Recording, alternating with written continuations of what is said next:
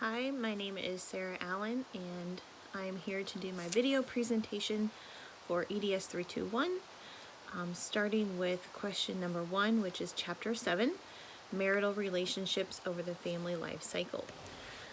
And the first one, letter A, is to explain developmental tasks. Developmental tasks are adjustments that the elderly face when they reach that stage in their life. There are actually 9 adjustments or tasks. Number 1, staying physically healthy and adjusting to limitations. Number 2, maintaining adequate income and means of support. Number 3, adjusting to revised work roles. Number 4, finding acceptable living conditions and housing. Number 5, maintaining identity and social status. Number 6, finding companionship and friendship. Number 7, learning to use leisure time pleasurably. Number 8, establishing new rules in the family. And 9, achieving integrity through acceptance of their life. So those are broken down into 9 adjustments that are considered developmental tasks for the elderly. B, defining ego resiliency. Ego resiliency is the ability to be flexible and resourceful and adapt to stressors during their midlife stage. So somebody who has high ego resiliency is going to be someone that has a positive outlook on their midlife stage. They're going to see an opportunity for growth, an opportunity for change, and they're going to stay positive through that. Somebody who has low ego resiliency is going to have more of a negative outlook. They're going to see themselves as on a decline and being stagnant. So C, we have the sandwich generation. The sandwich generation is where a person is kind of stuck between they're still taking care of their children, and they're also taking care of their elderly parents. So they're kind of stuck. They're the middle of the sandwich. Kids are bred, parents are bred, and they're stuck. So that's that. Letter D is about marital satisfaction. Which stages is marital satisfaction at its highest, and which stages is it at its lowest. So at its highest is going to be after retirement and after kids have been raised and left the home. This allows the couple to invest more time on themselves and also invest more time in their relationship. Marital satisfaction is going to be at its lowest after marriage and after the birth of their first child. You're going to see more disagreements as far as money, sex, and time. Their money's going to go into a different direction because they need to support their child, and they need to have, the appropriate living conditions and vehicle. So expenses and things are going to change. Their time is going to shift into, rather than spending time with each other, it's going to go to taking care of their child, which all that rolls into affecting their sex life as well. On to number 2, which is Chapter 14, about parents and extended family relationships. And we're going to go with letter A, negative and positive identification. So positive identification, I can best describe that as when a child has a positive relationship when they're growing up, such as like a mother who's very caring, very nurturing, very supportive, so that when they get older into their young adult life and they're looking for companionship, they're going to gravitate towards somebody that duplicates that positive relationship that their mother displayed to them when they were younger. Negative identification is going to be the exact opposite. So for instance, that child is going to grow into a young adult and try to avoid those undesirable relationships that they had growing up. So for an example, in the book, talked about living with an alcoholic father.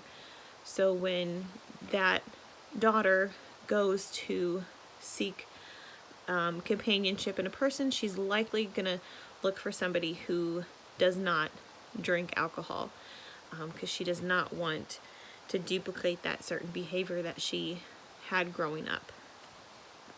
Letter B, how would I describe my identification style in relationship to my family?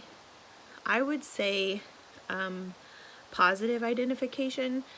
I had a really positive role model and attachment to the love and the support and the positiveness that I got from my father.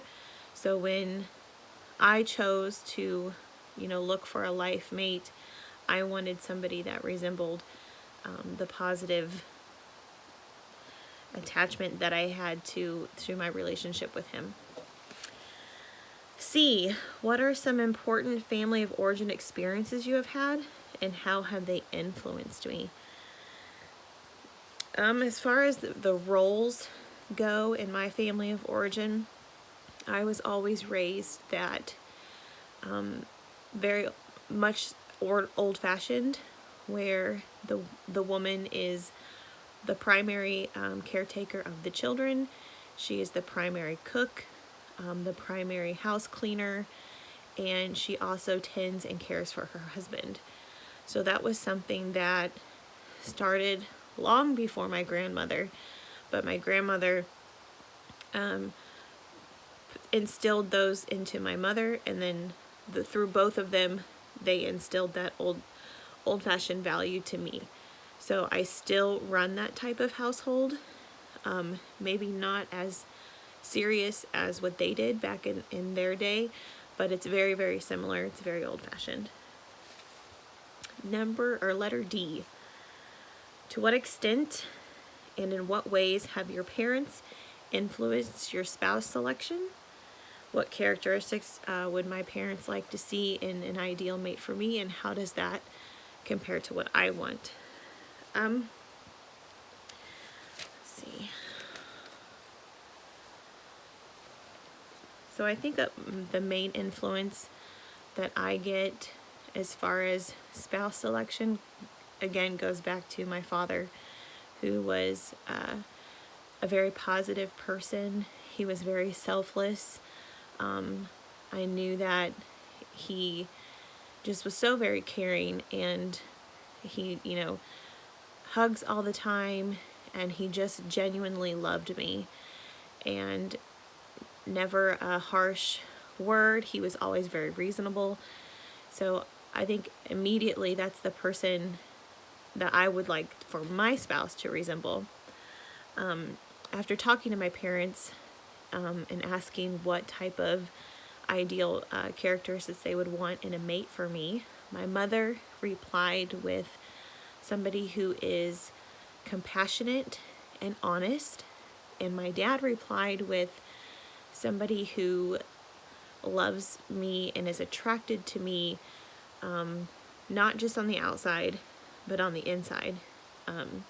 Someone who loves me head to toe, inside and out, regardless of my quirks, my flaws, my baggage, my emotional turmoil in my life. Like, they're gonna be attracted to me regardless.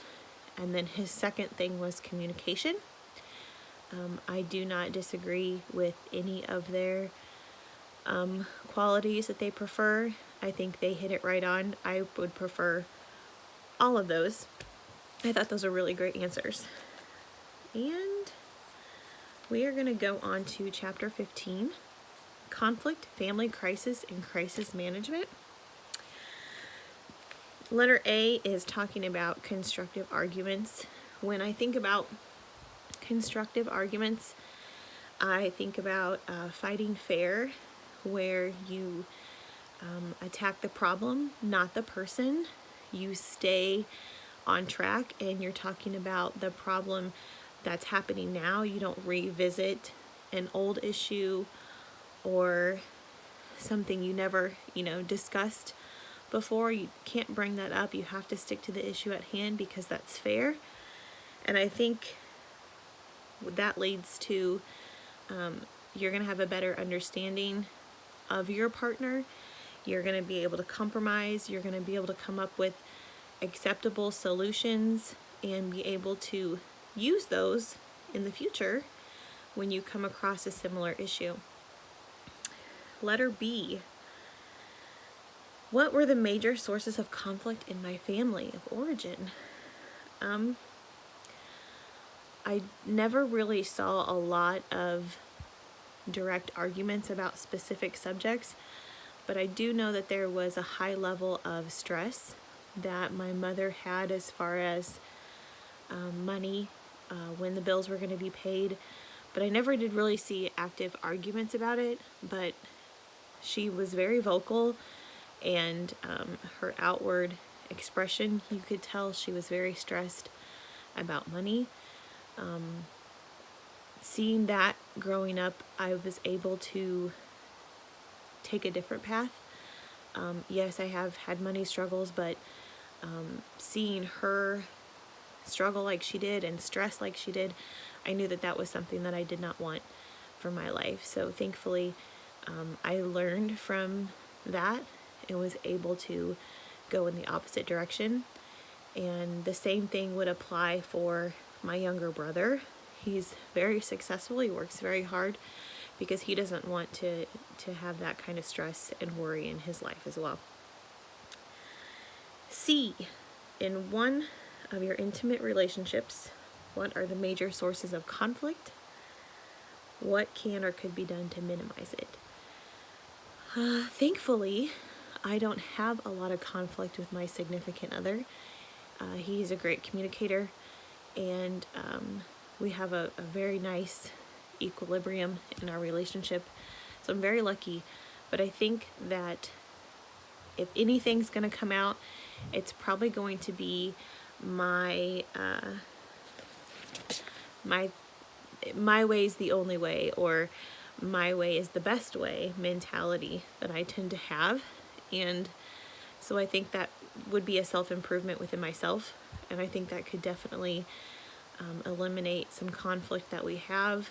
And if I could not be so judgmental and be more open-minded to other people's processes and ways they handle things they say, it's not always going to be the way that I do it or the way that I say it, and that's okay. So I think that's going to have to be an internal thing for me. And let's go to letter D. This is the last one. Is consumption of pornography and anonymous cyber sex considered infidelity, and why? I'm gonna be opposite on these. So I'm gonna say pornography is not infidelity. I have not come across any negative effects in any of my relationships that whether one person watched pornography or both of us did, there was never any type of issue. So I think there's a sense of detachment there because it's not personal. It's kind of done, through a screen at a distance. You're not interacting with them. So I'm going to say no there. But as far as anonymous cyber sex, I'm going to say yes, because I feel like it is more personal because you're specifically talking to that person, you're specifically interacting with that person, and I think that if you're pushing that to that level, there's clearly some dissatisfaction in your relationship, and I think that's going to cause you to more than likely go to the next level and be a yes person if the opportunity were to arise where you could physically cheat on your partner. So I'm going to say yes there. That concludes my video presentation. Thank you for watching.